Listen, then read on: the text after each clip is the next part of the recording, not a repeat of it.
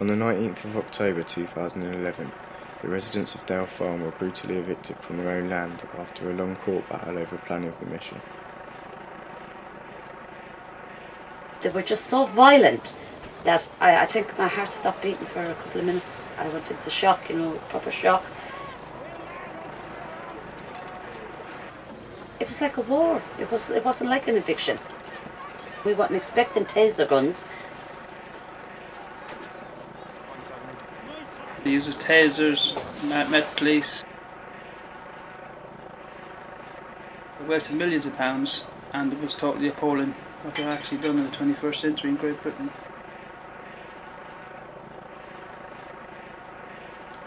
Basildon Council spent millions on the eviction, which has left hundreds homeless and turned a thriving community into this.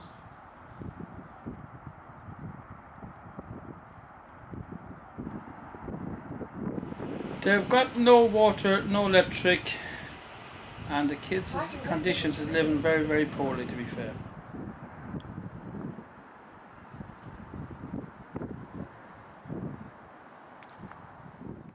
Richard Sheridan, my name is. Dale Farm Housing Association, I'm the chair of that. Was president of the Gypsy Council and I retired from that. And we've been evicted from Dale Farm, and basically the government has wasted millions of pounds on evictions, and they could have really spent the money on building sites, and the money that they've wasted is appalling of taxpayers' money. It was a perfect community for the kids and children. Children used to go to school every morning. It was nice, polished up, clean. The county council did provide a community centre for the kids, which the bailiffs did wreck and break up and honestly put it in storage. It was a lovely place. We developed it ourselves. It was a way of life. Everybody was related to one another, was a family. 50% of the site would always be there, and 40% of the site has only been evicted. And as far as 3 families are still going back onto the site, I believe, and it's still going on a long court battle, to be honest. And it's going to be forever ever court cases going on in Dale Farm, because it's going to go to the Court of European Rights eventually in Strasbourg, hopefully. Right then, my name is Kathleen McCarthy, Gypsy from Dale Farm. That was the worst, and I hope it will be the last one of them evictions that I will have to go through. See, the other evictions I went through, yeah, the police would come with the bailiffs and they'd bang down your door and keep shouting at you to leave. But I've never seen anything like that. Armed police and riot police and taser guns, and it was just shields. It was just terrible. None of us was prepared for that. We didn't have no weapons waiting for them. So it was terrible. People couldn't sleep at all then. They were crying, and families is all after getting separated. I'm separated now from my children. I don't think it'll ever be the same as what it was. They just ruined lives, and a lot of people has been coming very ill out of it. There's a lot of children really traumatised by the experience, and at the end of the day, they never got them out of Oak Lane. They moved them about 200 yards, 20 million, and moved them 200 yards because these families had nowhere to go, so they'd no other choice. And now they wants to do another eviction. They wants to evict them from that bit of a road that's private and move them on again.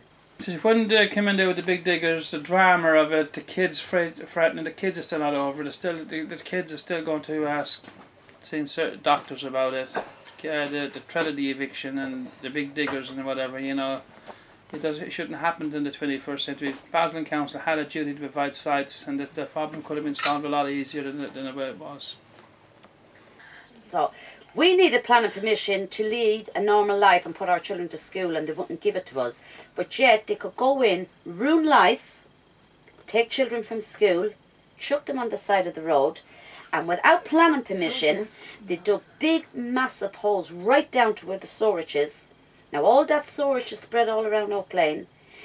If them people had anywhere to live, do you think they'd be leaving their children live in that kind of conditions? Their children is still sick, the women is sick, everybody's sick over there. I mean, it's time for them to wake up and face reality. If them people had places to go, they wouldn't be living a life that they're living. They're cruel, cruel people to do that. Like Dale Farm, many other Gypsy and Traveller sites in the UK find it almost impossible to get planning permission. 90% of planning applications made by Gypsies and Travellers are rejected.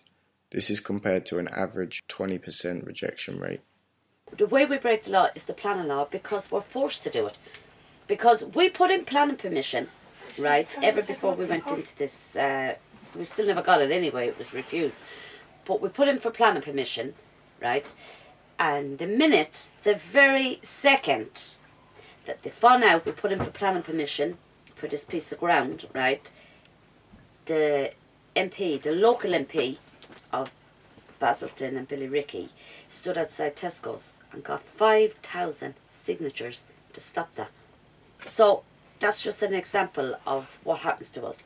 If a wrinkle gets out that Travellers is after putting in, it's happened to millions of Travellers, where the news will only show you where they broke in to the field, the next morning there was fences up and electric and blah blah blah. But that's not the way it happens. The way it happens, they do try. And when they keep getting failed and keeps getting failed because of who they are, automatically you have no other choice. You can't stay on the side of the road. You have to buy a piece of land. And the only land that you can buy is if it's like a scrapyard. You might be able to afford it. A crowd, like a family, all chip in together and buy that piece of land and then try to develop it. Or if you buy Greenbelt, that's the only thing that Travellers could afford. Because you have to remember that Travellers can't get no mortgages. So we can't get help. We can't get like a mortgage. We can't get a loan. So we can't, you know, like how you hear some of them. And why don't they go and buy a piece of land that's past land? Well, for past land, it's only developers can afford to buy past land.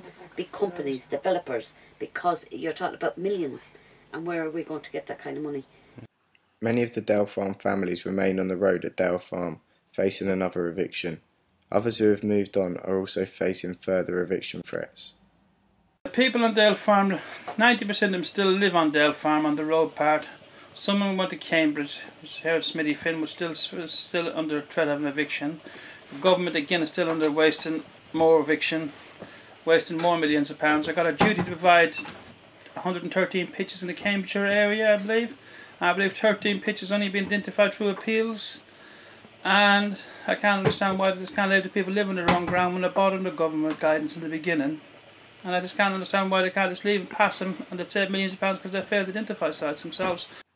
6 families living at Smithy Fen are waiting to hear whether they will be granted planning permission. If they're not, they will also face eviction. But now, the situation in Cottingham now is there's 6 families left. And the 6 families has lived here for 10 years. There's children been to school. They've been in school every day. They're trying to learn how to read and write to the best of as they can. Us, as their mothers and fathers, has never been to school because we never got the opportunity to stay in a place long enough to get to school. But the new generation, we were trying to get them in school and keep them in school. If we had somewhere to go, we'd go. Do you think we'd be living like this if we had somewhere else to go? Our children up and down in that water every day. Nowhere to play, nowhere. It's ridiculous.